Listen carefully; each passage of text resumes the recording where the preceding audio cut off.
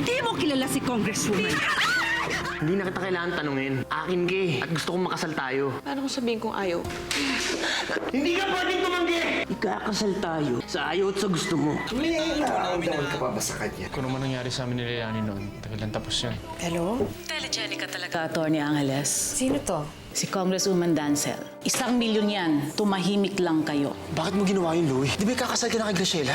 Ba't anong gagawin mo? Susumbong mo ako kay Graciela? Hindi pa ba sapat si Graciela sa'yo? Graciela? Si Louie ba may gawa niyan sa'yo? Kakaawaan mo lang ako. Umalis ka na. Graciela, hindi magagawa ka pa. Liligtas kita dito. Tatakas tayo sa Rancho Paradiso. I do not have all day, Atty. Angeles. Hindi namin tatanggapin to. Ano pang gusto ninyo? Wala na kayong makukuha sa amin. At huwag kang magpakatanga. Kami ang ginagawa ninyong tanga.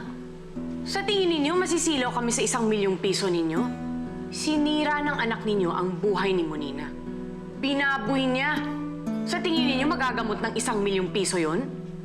Magkano ba ang presyo nyo? Pagkakulong ng anak mo. Masyado naman yatang mahal ang kabayaran yon, attorney. Pwes, hindi siya dapat gumawa ng kasalanan kung ayaw niyang magbayad. This meeting is over then. Makakaalis na kayo. Magkita-kita na lang tayo sa korte. Tara na, Monina.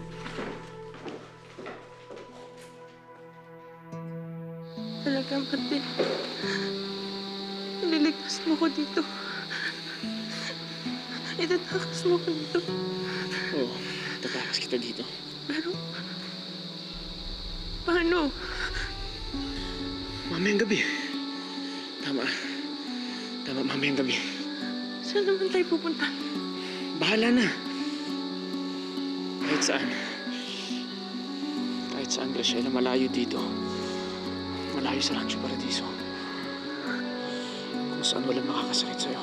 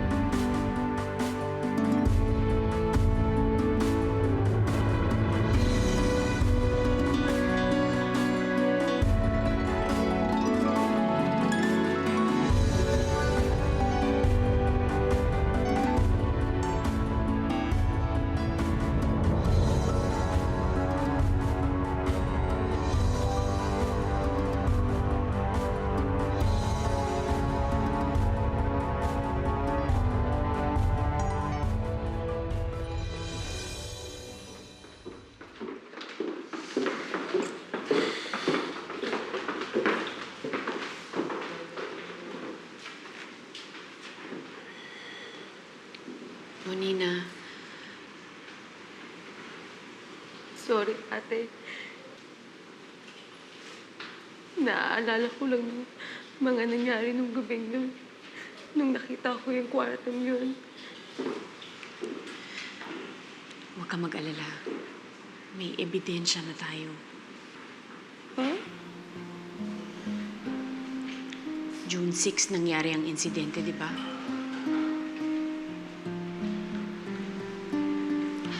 Hintayin mo ako sa baba. May hahanapin lang ako. Bakit?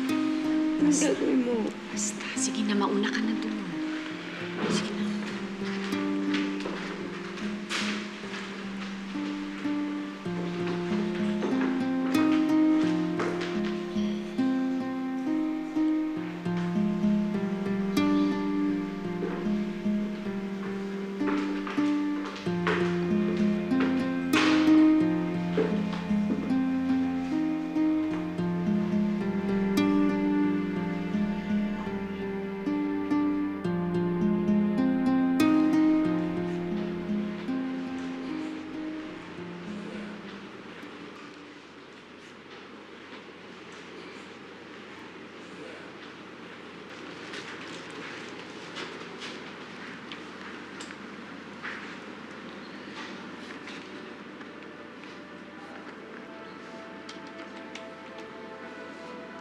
June 6 p.m.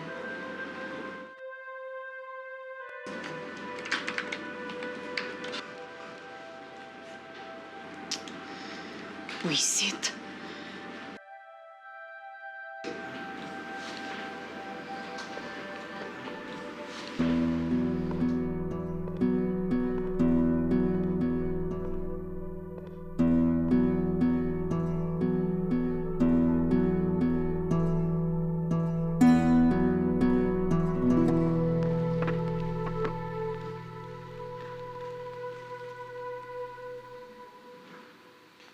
Yan pa rin ba yung baril na rinagalo ko sa'yo noon pa? Oo, Dad. Paborito ko to eh. Kaya lagi kong kaingat-ingatan. Tama yan. Alam mo, Louie, ang baril, parang kaibigan yan. Kapag may problema, hindi ka iiwanan. Rochella, nabalitaan ko, pumayag na raw si Mama. Papakasal kayo ni Louie. Congratulations. Salamat ho.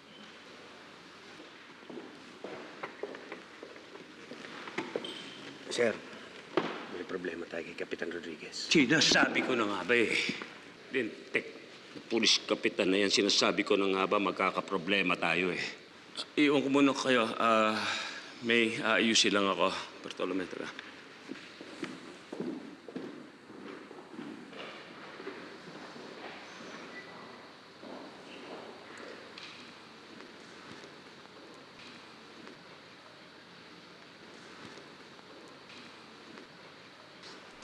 May problema pa ba tayo? Wala. Mabuti. Martin, huwag kang mangangako ng isang bagay na hindi mo kayang gawin. Kaya ko itakas si Graciela dito. Wala nang ibang paraan. Kuya George, kayo na rin ang nagsabi. Delikado ang buhay ni Graciela dito. Lalo na kapag nagkatuluyan sila ni Louie. At pag nakatakas na kayo, ano susunod? Sa kayo pupunta? Maraming ibang probinsya dyan. Maraming ibang rancho. Bahala na, basta kakayanin ko. Ang importante, makatakas kami dito sa paradiso. Hindi pwede. Hindi ka aalis, Martin.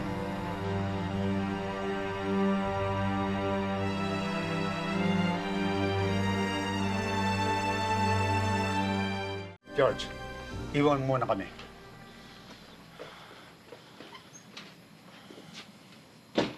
Sino may sabi sa'yo aalis ka? Kailan ka nagdesisyon? Lo, ipapaalam ko naman po talaga sa inyo eh. Ngayon, alam ko na. Magpaliwanag ka. Gusto ko po itakas si Graciela dito sa rancho. Delikado ang buhay niya dito. Martin, si Graciela na naman. Bakit ba hindi mo mapabayaan ang babaeng yan? Dahil kailangan niya ako, Lo. At dahil doon, iiwan mo na ang lahat. Ang rancho. Ang buhay natin dito. Para sa kanya lang. Oo, Lo. Oo, Lo. Kaya ko iiwan lahat. Malibang kayo, Lo. Gusto ko po sumama kayo sa akin. Kung kayo papayag. Hindi ko kayo kaya iwan, Lo. Manang-mana ka sa tatay mo. Matigas ang ulo. Kaya napahamak. Si Tay. Oo. Parehas kayo. Kung ano maisip, basta sa palagay niya, tama siya. Susundin ang lahat para masunod lamang ang gusto ng puso niya. Lo, yun din naman ang turo mo sa akin, hindi ba? Nasundin ko kung anong tama, nasundin ko kung ano nasa puso ko. Hindi ko na alam kung anong tama o mali sa pagkakataong ito. Alam ko po. Makiligtas si Graciela. Tama para sa kanya. Pero para sa akin, at para sa'yo, mali. Lo, isipin niyo po ito makinig kayo. Humingi ng tulong sa akin si Graciela. Wala na siyang ibang makakapitan, wala na siyang ibang taong pwedeng takbuhan. Ako lang. Tama ba na talikuran ko na lang siya? Lo, mahirap to para sa akin. Pero hindi po ba, lahat ng tama mahirap gawin. Kahit mahirap to, Lo, gagawin ko. Lo, kailangan kong gawin to eh. Anong plano mo?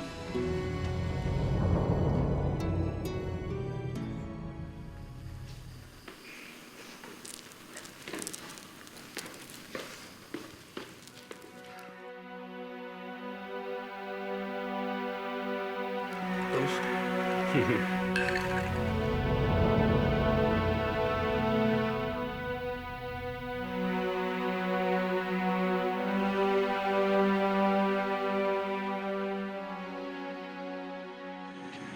ba siya? Darating yun, Lo.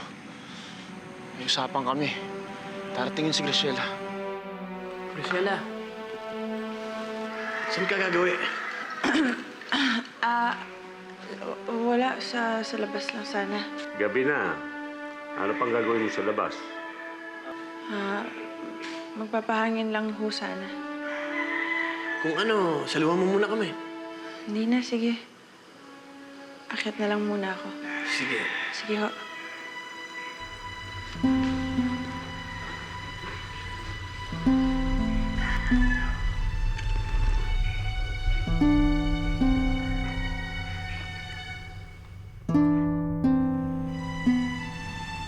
Hindi na yata darating hinihintay mo eh. Lo, darating yun. Ayan. May paparating. Hoy! Tingin niyo ang trabaho niyo, ha? Tay, yung dalawa, ayusin niyo pagbabantay dito, ha? Opo. Kundi papapalitan ko kayo. Opo. Matutulog na ako. Kung may problema, tawagin niyo ako. Opo. Sige po.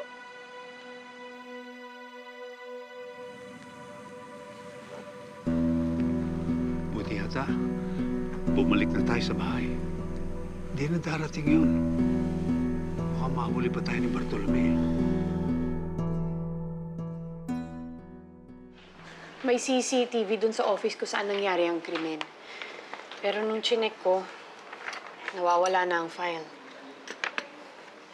Kung nawawala, ibig sabihin, may nangyari nga. Tinago na nila yun o binura na. Hindi pa huli ang lahat. Eto si Pia Acaba.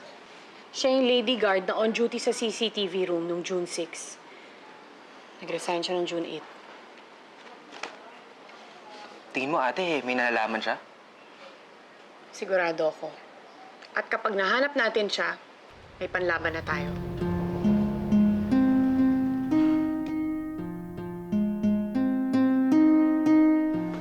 Tatlong truck, Mama. Tatlong truck ang kinupiska sa atin ng Kapitan Rodriguez na yan. Mga tauhan ko, gusto pang i-question. Sinubukan kong regulin. Pati ako, pinabaliktad. Balang pa yata ako ipakulong. Ako, ipapakulong. Huminahon ka, Roman. Nasa harapan ka ng hapagkainan. Pwede ba relax, ha?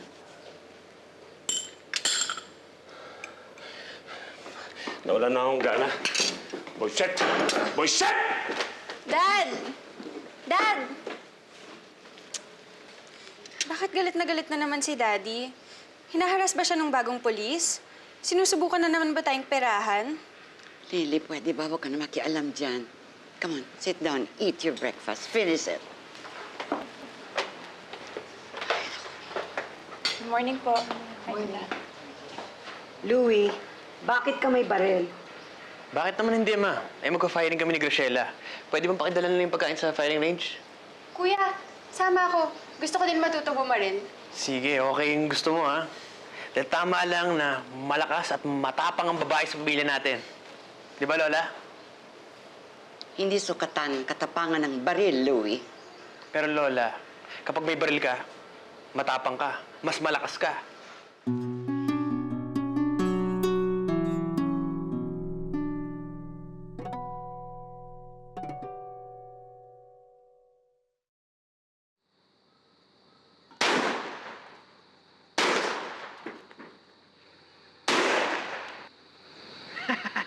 Two out of 3! Grass, ikaw naman. Ayoko. Ano ka ba? Ang dali-dali lang nito. Tuturuan kita. Halika. Takot ako humawak ng baril eh. Itututok mo lang ito dito sa dalawang ano ito. Tapos, kakalibitin mo na. Tutok mo lang na mabuti doon sa bilog na yan. Try mo na. Sige na. Hawakan mo muna. Pwede ikaw na lang. Ikaw na nga, no? Kim. Teka. Martin! Halika dito. Halika dito! Bilisan mo! Ano po yun? Marunong ka mamaril, di ba? Subukan mo. Nakahawak na ako ng Ripley noon pero 45 hindi pa. Hindi to 45. Caliber 40 to, Caspian. Hindi na po, senyorito. Wala rin ako hilig sa baril. Lili ka, turuan kita. Game, kuya. Dito tayo.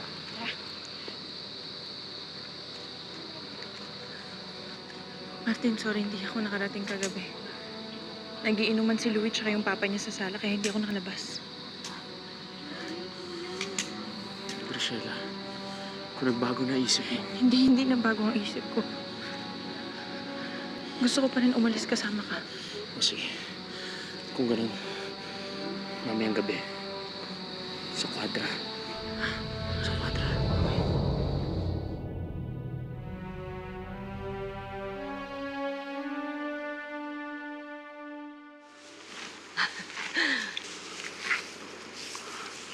Amara, Martin,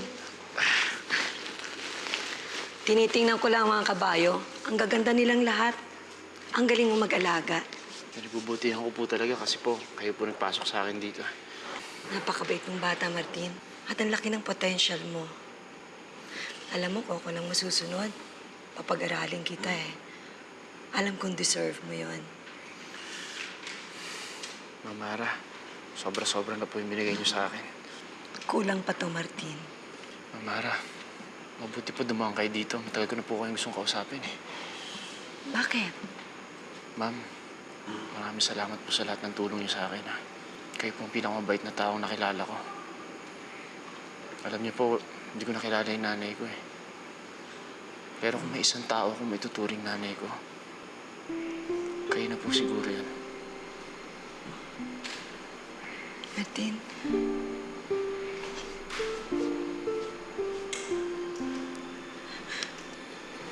Ma'am,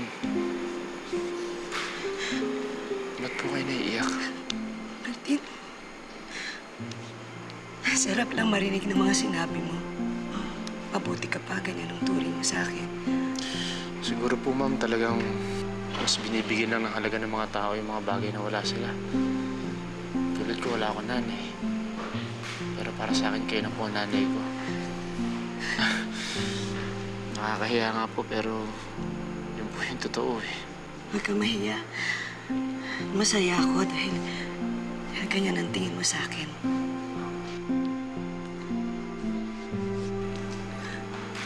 I miss kita, Mamara. Bakit? Saan ka pupunta? May kailangan pa po akong gawin eh. Sige po, ma'am. Martin.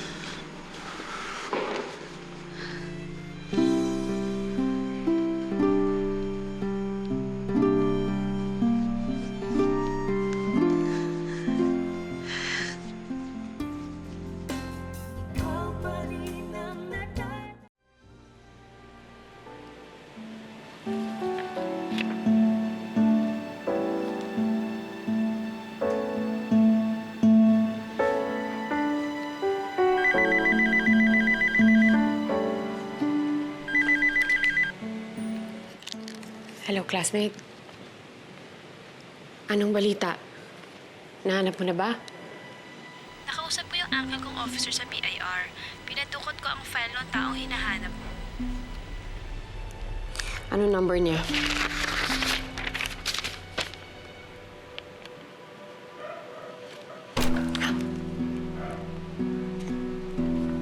Classmate, okay ka lang? Oo, okay lang ako. Parang may nagbato lang kasi sa pinto namin eh. O, sige, salamat na lang. Ayusin ko na to. Salamat ah.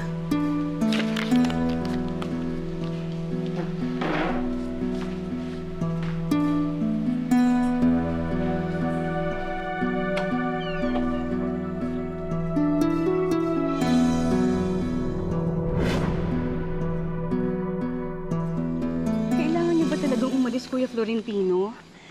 Pero bakit? May nagawa ba ako? May nasabi ba akong hindi niyo nagustuhan? May naman, ang okay nyo naman eh. Hindi eh, pero bakit biglang-bigla naman yan? Wala, Anita. Gusto lamang ni Martin na makapagsapalaran sa Maynila. Kasi biglaan din yung alok na trabaho sa kanya sa Maynila eh. Basta, babalik kami rito pag nagkaroon ng pagkakataon. Oh, sige na, ihatid ko na lang sila sa terminal. O, sige. Pero kuya, mag-iingat kayo, ha? Oo. Oh, sige na, pasok na kayo. Ako nang bahala dito.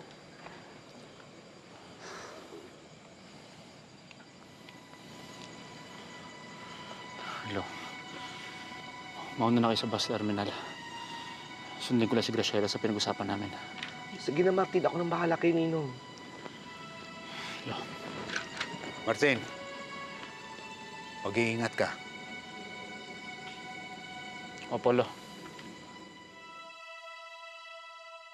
Patay na pusa. Death threat na yan. Itigil mo na yung ginagawa mo, ate. Ayoko pang maulila.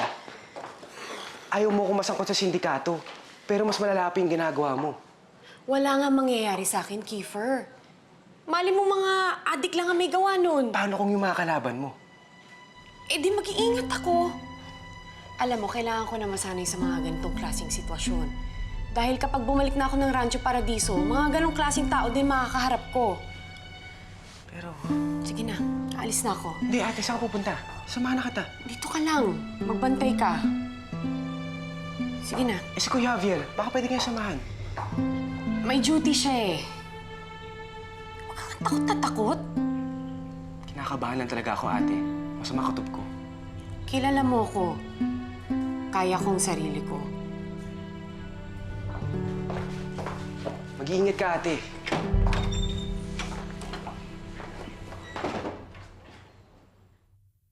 Tara na, mauna na daw tayo sa terminal. Kinakabahan ako, George. Ang lahat ng ito parang nangyari na noon. Nangyari na noon? Abay, ano pa ang ending? Hindi maganda.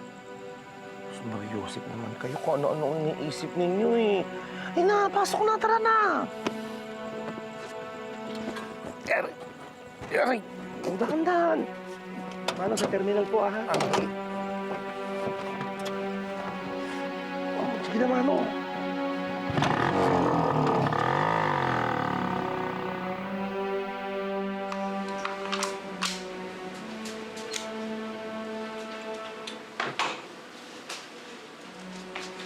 Maliligo muna ako, ha? Tapos, alam mo na.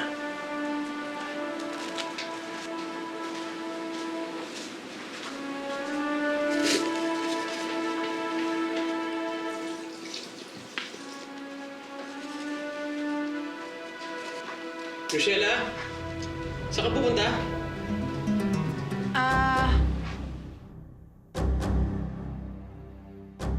Kukuha lang ako ng pagkain. Medyo nagugutom ako eh. Rochella, dala mo na rin ako ng mainom. Sige.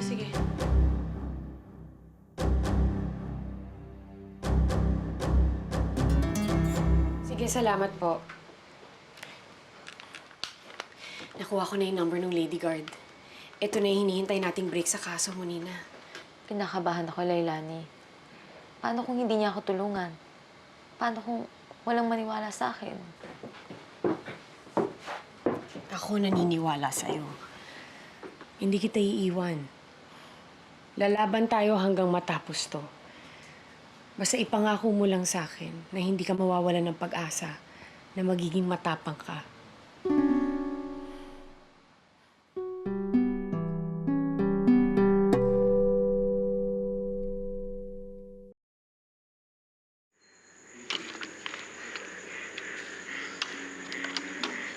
Martin! Martin! Martin! Graciela.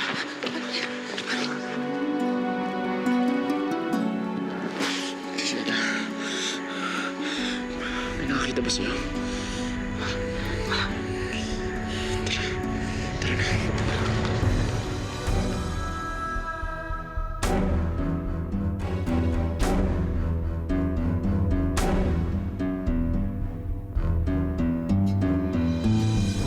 Attorney Lailani Angeles. Magandang gabi sa'yo. Saan ba punta mo? Delikado rito. May meeting pa po ako. Hatid ka na namin. Istorbo ang babae niya sa buhay namin. Iligpit niyo siya. Hindi na dumating si Martin. Masama ang kutob ko na may nangyari sa kanila. Hello? Ano yun? Sir, girlfriend mo, inaahas ng kaibigan mo. Ano? Martin! Pinagkatiwalaan kita! Ginawa mo akong tanga! Ano yun? Louie! Narinig kitang sumisigaw. Anong ginagawa mo rito? Ngayong gabi, mahaba ang gabi natin at paparamdam ko sa iyo ang sakit na hindi mo pa nararamdaman sa buong buhay mo!